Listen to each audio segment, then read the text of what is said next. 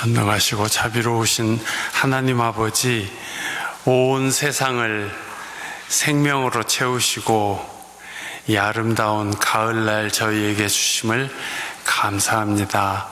저희 삶의 순간순간마다 하나님께서 저희들을 인도하시고 사랑 베풀어 주셨음을 고백하며 감사합니다. 하나님께 올리는 저희 예배를 받으시옵소서. 이 예배가 하나님께 영광이 되고 또 저희들에게는 한없는 기쁨이 되게 하옵소서. 예수 그리스도의 이름으로 기도하옵나이다. 아멘.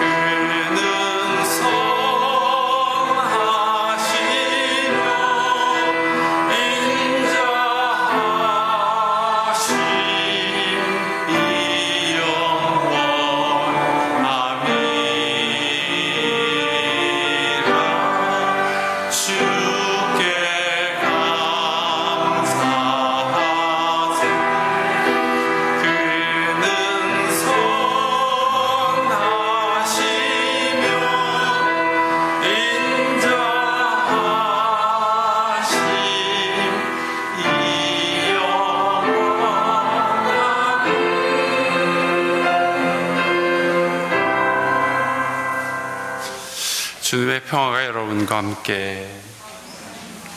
형제자매와 평화 인사를 나눕시다.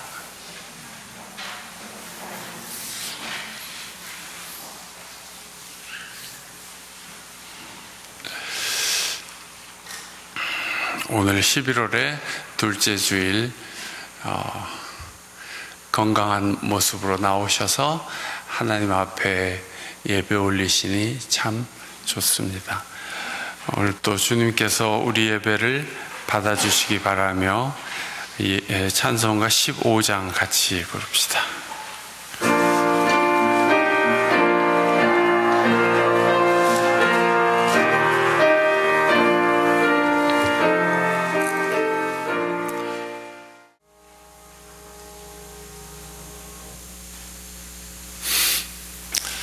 오늘도 하나님의 말씀이 우리 가운데 임하시기를 바랍니다.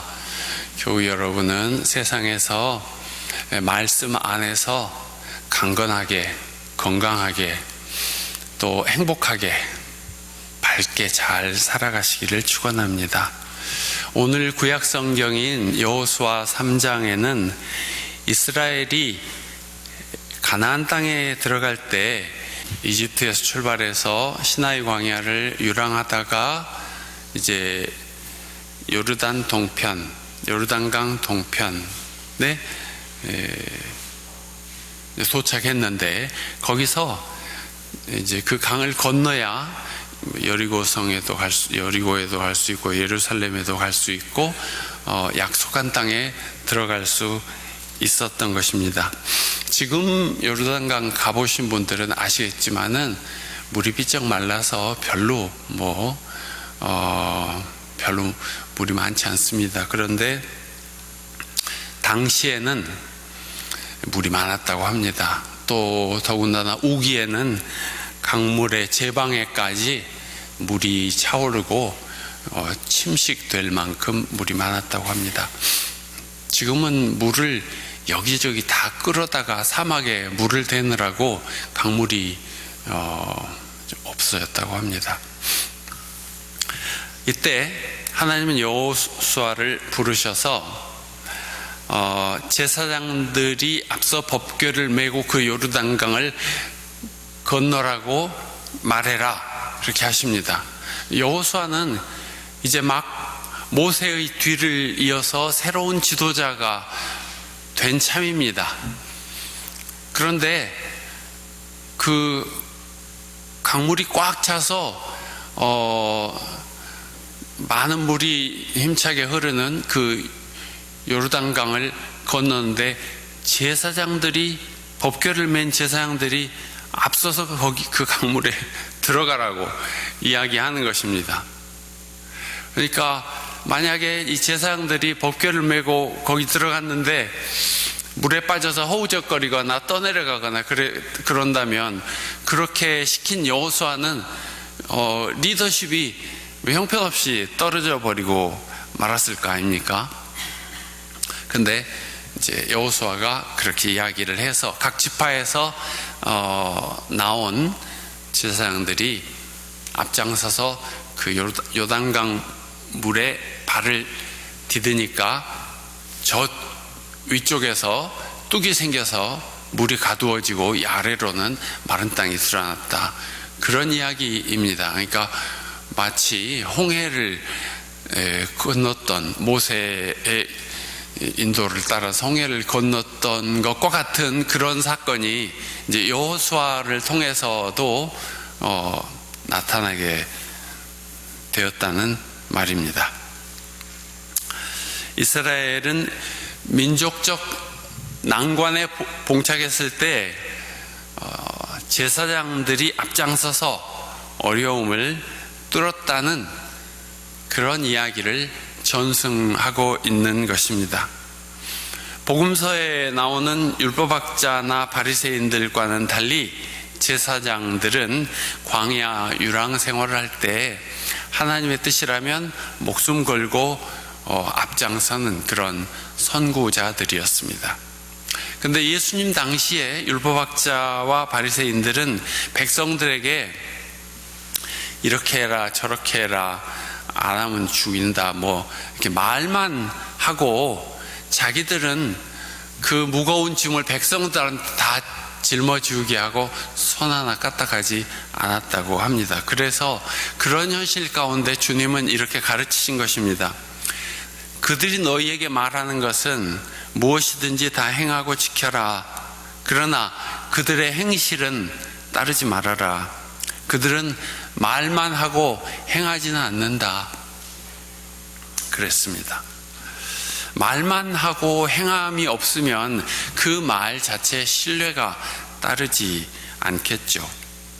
설교자가 바르게 살아라 하고 좋은 말만 하고 그 자기는 뒤로 나쁜 일하고 부정한 일을 하고 있다면 그의 말을 믿을 수가 있겠습니까?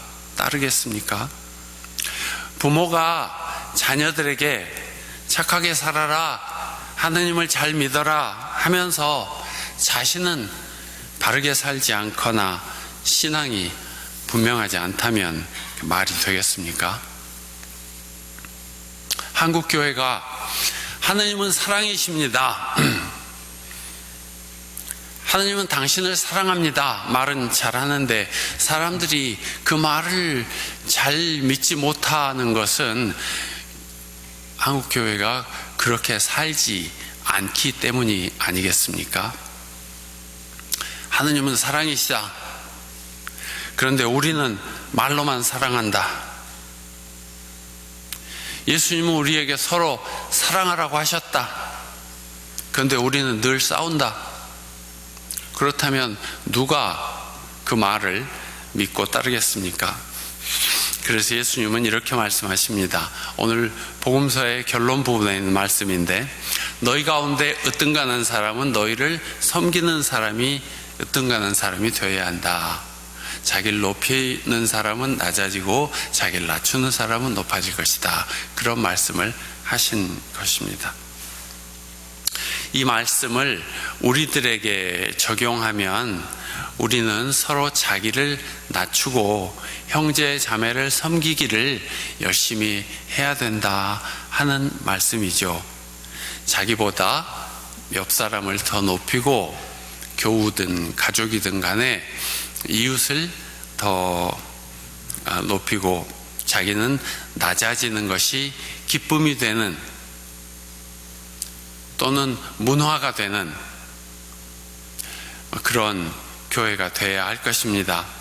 나아가서 교회는 자기를 낮추어서 가난한 사람들, 고통받는 사람들 편에 서고 연약한 사람들, 억울한 사람들의 대변자가 되어주는 것이 주님의 뜻을 따르는 일이라고 하겠습니다. 교회가 말만 좋게 하고 약한 사람들 편에 서지 않는다면 예수 그리스도의 복음은 전해지지 않습니다. 우리나라가 일본의 침략으로 국권을 잃었을 때 교회는 아니라고 저항했으며 교회 성도들은 태극기를 들고 독립운동에 앞장섰습니다. 많은 교회가 일본군의 공격을 받았고 많은 성도들이 체포되었고 고문받았으며 많은 목회자들이 죽임을 당했습니다. 그래서 우리 역사에서 한국 교회는 존중을 받았습니다. 사람들이 교회에 나가서 여태까지 듣도 보도 못하던 그런 가르침인데, 그런 신앙인데 그걸 받아들이는 것을 주저하지 않았습니다. 교회는 역사상 유례가 없을 만큼 한국에서 성장했습니다. 근데 교회가 커지니까, 권력과 재력을 갖게 되니까 타락하고 부패하게 되었습니다. 단기간에 교회 성장을 마치 신화처럼, 업적처럼 자랑하면서 더 많은 욕심을 내며 예수님의 가르침을 왜곡했습니다. 지금 이른바 태극기 부대, 엄마 부대가 동원하는 시위 군중 가운데는 보수 우파 대형교회 교인들이 많습니다. 교회가 커지고 성장하는 것은 좋지만 문제는 그렇게 커진 대형 교회들은 가난했던 예수님의 말씀을 따르지 않게 된다는 것입니다. 그 교회에 유력한 부자들이 많이 있으니까 예수님의 말씀도 전하지 못하고 말을 조심하게 되는 것입니다. 가난한 사람들을 위하여 하늘나라 복음을 전했던 주님의 뜻을 저버린다면 그것은 신앙적으로 변질되는 것이고 타락한 것이라고 밖에 말 수 없습니다. 그래서 태극기 성조기 집회와 그들이 하는 기도회는 복음과는 거리가 먼 적그리스도의 행태입니다. 복음은 권력자들의 압제에서 민중을 구원한 하늘나라 소식인데, 이들은 자본주의라는 물신을 섬기며 미 제국에 기대를 걸고 그들을 추앙하는 추태를 부리고 있습니다. 물론 그러지 않는 형제 교회들도 많습니다. 한국 기독교 장로회는 교회가 군부 독재에 주눅들어서 길들여지고 있을 때에도 목회자들이 앞장서고 교우들이 밀어주면서 독재에 항거했습니다. 여러분은 우리 역사에서 자랑스러운 혈통을 이어받은 분들입니다. 우리는 수십 년 전부터 한반도의 평화와 통일을 위해서 기도하고 성금을 모으며 어려운 일이 있을 때 평화 통일을 위해서 일어서고 나섰습니다. 또 여러분은 교회를 통하여 어려운 형편에 있는 의로운 사람들과 단체들을 돕고 계십니다. 우리가 세상의 생명과 평화와 정의를 위하여 일하는 사람들을 지원하여 세워주면 그것으로 주님의 일을 하는 것이 됩니다. 여러분은 묵묵히 주의 인도하심을 따라 기쁨으로, 사랑으로 이 땅, 이 역사에 생명의 씨를 꾸준히 심어 나가시기를 바랍니다. 바리새인들과는 달리 예수님의 은총에 사로잡힌 사도 바울은 죽음을 무릅쓰고 복음을 전합니다. 그래 사람들의 본이 되었습니다. 형제자매 여러분, 여러분은 우리의 수고와 고생을 기억하고 있을 것입니다. 우리는 여러분 가운데 아무에게도 피해를 끼치지 아니하려고 밤낮으로 일하면서 하나님의 복음을 전했습니다. 데살로니가전서 2장에 기록된 말씀입니다. 한 사람이라도 생명의 길로 인도하기 위하여 그렇게 했습니다. 그리스도의 복음을 전하기 위해서는 자신의 삶이 그리스도의 복음에 따르는 삶이어야 할 것입니다. 지금 세상은 너도 나도 재물을 섬기는 세상인데 예수님께서 하느님이냐 재물이냐 한 종이 두 주인을 섬기지 못한다, 그 가운데 선택해라 하시면 그리스도의 복음을 전한다는 교회가 재물을 선택해서야 되겠습니까? 예수님은 섬기는 사람이 으뜸 가는 사람이라고 하시고 자기를 낮추는 사람이 높아질 것이라고 하셨는데, 예수님 말씀과는 반대로 섬기지 않으려고 하고 섬김을 받으려고만 하면 되겠습니까? 그래서 우리는 어떻게 해야 주님을 섬기는 것일까 늘 깨어 기도해야 합니다. 사탄은 사람의 감성과 이성과 욕망을 이용하여 여러 가지 악한 일을 합니다. 폭력적이고 타락한 영화나 게임에 빠진 사람들이 아주 끔찍한 범죄를 저지르고 있는 것을 보도를 통하여 듣습니다. 남보다 더 잘나 보여야 사람처럼 사는 것이라고 광고들은 유혹하기도 합니다. 요즘 텔레비전 광고 영상을 보면 영화처럼 잘 만들어졌다는 느낌을 받습니다. 그도 그럴 것이 20초라는 짧은 시간 안에 많은 사람들의 눈을 사로잡고 마음을 빼앗아야 하기 때문에 수십억의 돈을 들여서 광고를 만들죠. 깨어있는 여러분은 그 진상을 다 잘 아실 것입니다마는 자기도 모르게 그런 세상 풍조에 보는 대로 휘말려들지 않도록 경계해야 할 것입니다. 여러분은 세상을 구원하기 위해서 주님으로부터 부르심을 받은 제사장들입니다. 제사장은 목회자라는 특정한 직분자만 아니라 이 일에 부르심을 받은 모든 사람이 다 제사장을 맡은 사람입니다. 주님의 뜻을 모르는 사람들에게 주님의 뜻을 알려주고 주님으로부터 스스로 멀어진 사람을 주님께 가까이 인도하는 것이 제사장직이 아니겠습니까? 오늘 말씀들을 다시 생각합니다. 구약에는 제사장들이 백성들 앞에서 솔선하여 강을 건넜다는 이야기, 서신에는 바울 사도 일행이 교우들에게 피해를 끼치지 않으려고 열심히 일을 하면서 복음을 전했다는 이야기, 복음서에는 행동하지 않는 바리새인들을 본받지 말고 서로 형제 자매로 섬기며 지내라, 자기를 높이면 낮아진다 하는 말씀이 있습니다. 이런 말씀들을 우리 삶에 적용하자면 그리스도인들은 서로 돕고 서로 사랑하면서 살지언정 높은 자리에 앉으려 하거나 남을 가르치려고 하지 말라는 말씀입니다. 예수님은 우리에게 너희는 모두 형제라고 하십니다. 그래서 그리스도인들에게는 계급이 없습니다. 우리는 다 그리스도 안에서 형제이고 자매입니다. 으뜸이 있다면 그는 형제를 가장 잘 섬기는 사람이어야 합니다. 그런 사람이 으뜸으로 존경을 받아야 한다는 말씀입니다. 교우 여러분은 다들 형제 자매처럼 지내며 더 가까이 지내며 서로 돕고 섬기기를 즐겨 하시기를 바랍니다.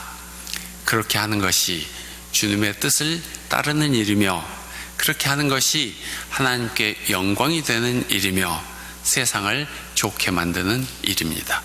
오늘 말씀을 묵상합시다.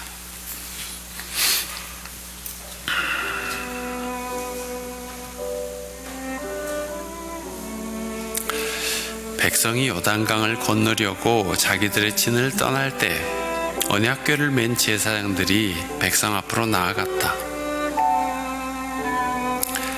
너희 가운데서 으뜸 가는 사람은 너희를 섬기는 사람이 되어야 한다. 자기를 높이는 사람은 낮아지고 자기를 낮추는 사람은 높아질 것이다.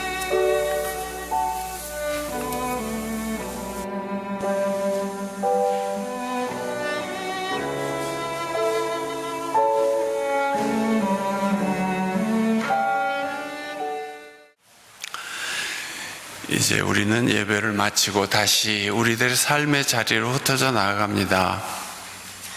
어디에서나 하나님의 백성으로 그리스도를 섬기는 사람으로 그리스도의 말씀 마음에 새기고 실천하며 행동하며 살아가시기를 바랍니다.